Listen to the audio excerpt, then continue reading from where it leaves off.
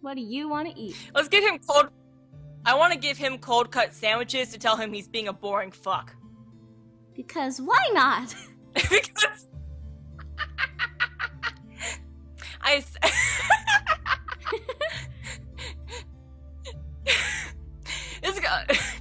I'm laughing at this line for something that no one is going to understand. What?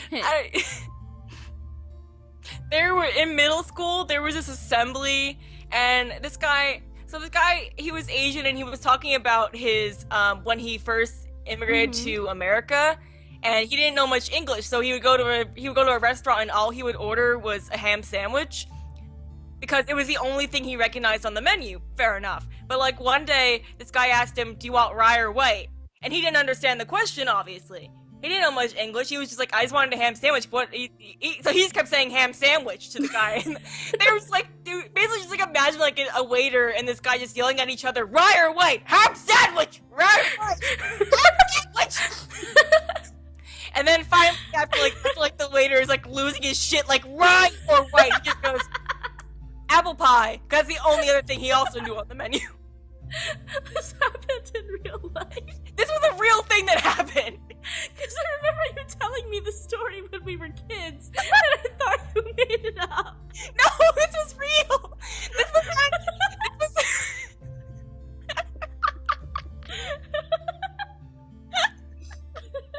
No, this actually happened. It was an assembly in middle school.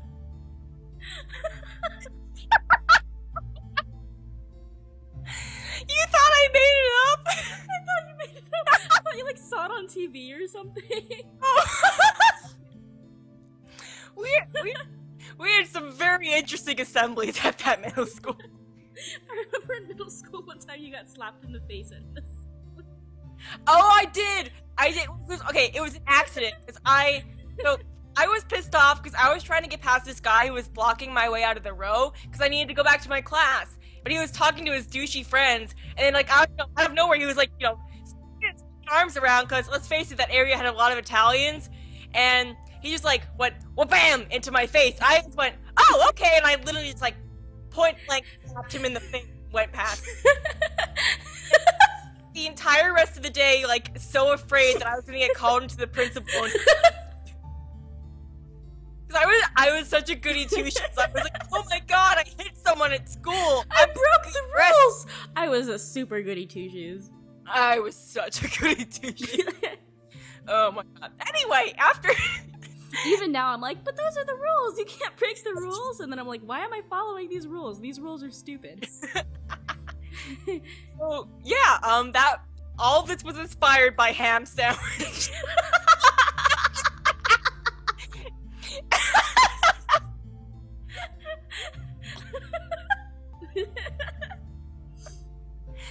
Anyway, after that really long tangent, I assembled simple ham sandwiches for all of us. After I poured some potato chips on the side of each sandwich, I felt satisfied. Who said lunch had to be cooked? Fair enough. Fair enough. I placed the food in the dining room. However, none of the boys were there by the time I brought the final dish out. I carried that dish to the main lobby, catching the boys separating into different rooms of the house. Part of me wanted to go to one in particular. The other part of me wanted to just leave them be and take my food in my hand to my room and eat. Maybe I could go out today while the boys focus on training. We're gonna go find one of the incubi. Time to get some. I quickly rushed back and grabbed a second food dish before hunting down one of the boys. Oh my god. Of course he's in the fucking library. I'm gonna throw him in the fireplace. What's wrong with libraries? Books are awesome. Ren, I'm looking at this screen, and everything about this screams like Tumblr Daddy. Oh, Jesus. Look, it just does. It just does. I don't think any of these guys are into the daddy kink. They all have daddy issues. I don't think that's something they'd go for. Honestly, I should hope so. Anyway. Well, they don't, canonly. Okay. What is it? Wait. Michaela has answered certain questions. You've been holding out on what kinks these characters are into? From me? I found James in the library, sitting in one of the comfy leather seats reading a book. As I stepped in, James looked up at me before closing the book and standing. Oh, hello. Hello. Hey, James, I've got some lunch for you. That is very kind of you. Thank you. James took his food and sat down, placing the book he was reading on the table in front of him and setting the dish on his lap. I'm sorry. I should have asked you first before exploring the house and finding this room. Oh, no, you're fine. Remember, you live here too, so anytime any room besides mine is free to be in. Still, you're the master of the house. Master of the asked. house. Should be the master of you. It's fine, really. James nodded at me with an understanding smile before eating his food. I followed along and ate with him, taking the open chair beside his. We ate in silence, listening to the ambiance in the room. The ambiance of the books. Is this a Harry Potter world where they whisper? Oh my god! I had an epiphany. What? James' sweater, it looks like the sweaters in Glee at the all boys academy. Oh my god, it does! James is in Glee. Oh my god, I feel so dated even saying that. I just outed myself as someone who used to watch Glee. Look. In my defense, I quit in the 3rd season because it was so awful. Look, I will stand. I'm not doing this here. Soon, however, I began to feel a little restless. Check out the book. I put my foot down on the table. So I put my food down on the table and lifted the book to examine it. Love and Romance, a Study of Intimacy. James, you nerd! He reads He reads scientific books on love. James let out a small, nervous cough as he stopped eating and placed his food on the table. Demons and humans are very different when it comes to affairs of the heart. I merely wanted to try learning a little more while I had the chance. I found that while I was looking around the room and had only just begun reading. Sure. Love is different to demons? How so? James smiled before crossing his legs, getting comfy for the small lecture he was about to give. Oh, jeez. Love isn't just a boy. human emotion, miss. Demons like us feel them too. In fact, incubi and succubi feel emotions the most because of our link to sexual energy. However, we don't really experience love. We know of lust and passion. Okay. But passion drives love. For humans, yes. For demons, it fuels our need to breed and increase the strength of our lineage as well as quells the hunger we have for sexual energy. Romantic. It's very hard for us to develop feelings from passion, despite how easy it may logically seem. You hunger for energy? I could tell I struck a nerve with James as I mentioned the word hunger. Dun, dun, dun. Obviously wanting to do something other than remain on the armrest of his chair, he continued speaking regardless. Sexual energy is our natural food source and is one of 2 ways to keep us alive. In the abyssal planes, there are many demons to feed off of who are always willing to give their energy up, so sexual hunger is never an issue. In the human world, however, we've come to realize that getting energy is a little more difficult. Consent can do that. Can't you just touch a human for their energy like you all did with me? That only gives us so much. A touch is merely a taste, while intimate sex is a banquet for us. Okay. A banquet? I guess that was true. Humans weren't all about sex, and were probably a lot more conservative than demons, at least. It would be hard to gain sexual energy from a human without doing something to them or catching them in the right mood. This is why we have a mind-altering ability to convince humans to give in to their desires. It's not 100% effective, but it gives us a better possibility to get what we need. What if you don't feed on sexual energy? What's the other way to stay alive? Food, typically. However, we're weak without actual sexual energy. Without sexual energy, we become less than human. Consciousness. We basically start to become unfriendly. I don't like this. Less than human? You're not human. I don't like this. I don't like the things he's saying right now. It sounds like some bad end material right here.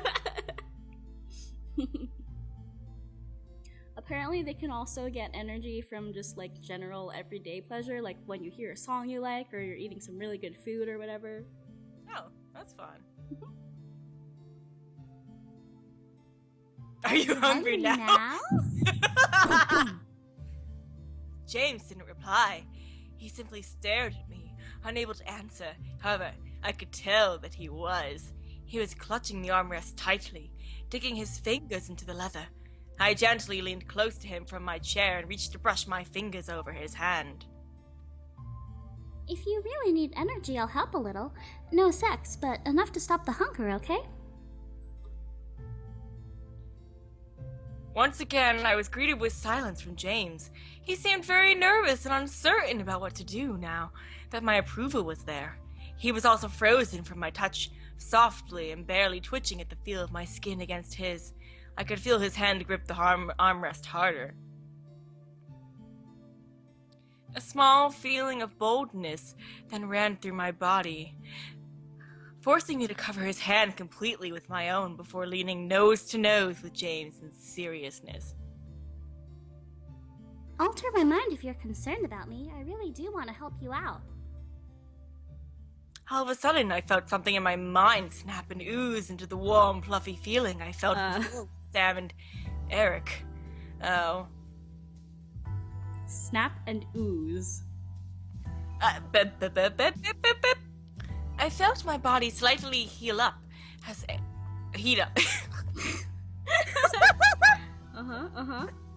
Apparently James is an RPG healer. Anyway. I felt my body slightly heat up as James released the armrest and gently took my wrist. He gently pulled me out of my chair and onto his lap, having me straddle him with my thighs. Oh, I did not see this coming. I was reading line by line again. He stared deep into my eyes, his own glowing in hunger that I would have never expected to see from him. I won't go overboard. Before I knew it, his lips were pressed hard against mine, my head being pulled to his by his hand on the back of my neck. I gently moved my hands to his shoulders and chest, and melting in his lap and enjoying every feeling that ran through my body, I felt hot, desperate, and a need for more than just a kiss. One of my hands leapt to his neck and to his hair, as James lowered his kisses to my neck, gently groaning against my skin. I couldn't help but let out a small whimper of pleasure before reaching up and covering my mouth. I didn't want the others to hear me, and I was positive neither did James. James lowered his free hand to my lower back, pulling my body against his. Okay, this is the first time I think that she's actually been conscious, like, oh yeah, there are other dudes in this house. I felt my energy slowly draining, causing me to cuddle closer to James' hold on me. He lowered his hand to my waist, squeezing it tightly as his tongue ravished my neck. His hand, that was on the back of my neck, however, gently came around and held onto a tail of my bow. I sucked in a breath, but James didn't pull it to untie the bow. James lifted it. Oh, never mind. I thought he was gonna do his, I thought he was gonna, pull on it with his teeth. James lifted his lips from my neck and gently leaned his forehead to mine, rubbing nose to nose with me. He was gently breathing fast, softly red in the face and as deep into the moment as I was. I won't go any further if you don't want me to. I could feel the hold of his mind-altering spell fade away, but I still felt hot. Something told me that I wanted more. At the same time, I wasn't sure if I truly did want to give any more. Yeah, keep going, why not? Boop. I opened the opportunity and I was enjoying it as much as he was. I wanted more, and I was going to let him keep going. He promised not to go far, but this wasn't far enough for me. I gently leaned in and kissed him, giving him silent approval to keep going. Or, you could just tell him, hey, keep going. I could feel him pull on the tail. We can't communicate like actual people. We have to be romantic and sensual. I could feel him pull on the tail of my bow, releasing it and letting it follow his hand off from around my neck. He moved the ribbon to the empty seat before gently unbuttoning the top half of my blouse, going no lower than above my stomach. He's an ungrateful slut just like Eric! The desire in my body drove me to move the sleeves of my shirt down my arms, escaping from it and letting the shirt hang around my belly. As he began to ravish my neck and shoulder in hot kisses, I leaned my head back and let a pleasurable sigh escape my lips, not caring apparently that there were boys in the house again. The pull in my body from him draining my energy had slowed immensely, and almost completely stopping. However, James kept touching and kissing me regardless. He was full, but he was as hot as I was, and kept loving on my skin and on me. What? Loving on my skin! Loving on my skin! This writing hurts. It does. I'm sorry. We need a lesson in some softcore erotica here. Hopefully Seduce Me 2 will be a lot better. Hey! I couldn't even comprehend how much time we spent making. I almost said how much time he spent making out. Just with the air. How much time we spent making out. I was so lost in the pleasure that I didn't care. Call it sinful, but I didn't care. I loved it. His touch, his kiss, his heat. I desired it beyond anything at that moment, even as he lowered his kisses down my chest to just above my bra. My heart was beating wildly in my chest. Something about James drew me to him like a moth to a flame. I didn't know if it was his aura of superiority, boo, or his gentle smile. But something made my heart quicken for him. It couldn't have been love, but it was too passionate to be lust. What was it? What is this feeling so sudden and new? However, I began to feel dizzy, seeing the ceiling start to spin almost wildly. I gripped onto James' shoulders, trying to signal him to stop, but my mind faded to black before I could let out another sound. It felt good. I didn't care that I was blacked out. I felt warm and fuzzy in the darkness. I never knew indulging that kind of passion would be that good. I just now waited to awaken, hopefully in a good way. My eyes eventually fluttered open, adjusting to the sight around me. I felt familiar silks underneath me, letting me know that I was in my bed. I slowly sat up, stretching from the tiredness that still lingered. Felt a very soft pain on my neck and shoulders, and I could feel my swollen lips pulse gently in healing. However, when I looked down at my body, I saw that my shirt had been pulled back up and rebuttoned, as if nothing had happened between me and James. I was just missing my ribbon. Before I turned to get out of bed, though, I spotted my ribbon on the pillow, beside the one I slept on. It was tied in a nice bow around a red rose that was freshly bloomed, with a small note attached to it. I gently slipped the note from the tie and opened it to read it. I apologize for indulging myself as I did. I hope that you will not dislike me when you awaken. Aw. Alright, that's actually kind of sweet. That was sweet. Oh. I stared at the note, unbelieving what I read. Why would I dislike him? I let it happen and I enjoyed it. It was cute, though, to imagine him asking for forgiveness for something we both didn't enjoy. I brought the rose to my nose and gently inhaled its soft fragrance. It rhymed. I indulged myself too, James. I looked at the time out of curiosity. The large white numbers on my phone showed 5:31 p.m. Yikes! 4 hours of being knocked out and I still feel tired. It was Sunday, so I was allowed to sleep longer if I wanted to. The remainder of the night passed by, surprisingly uneventful, The boys continued to train with each other, but were kind enough to stop and make me dinner. I was glad for that. Unsurprisingly, the food was perfect, but it felt a little empty without the boys to eat with me. They had most likely already eaten, but still, I felt lonely. I couldn't let it bother me. I ate and went back to my room to study and sleep. Surprisingly, I felt good going to bed that night. I guess like I could have a peaceful sleep after the previous rough nights I had. I felt good.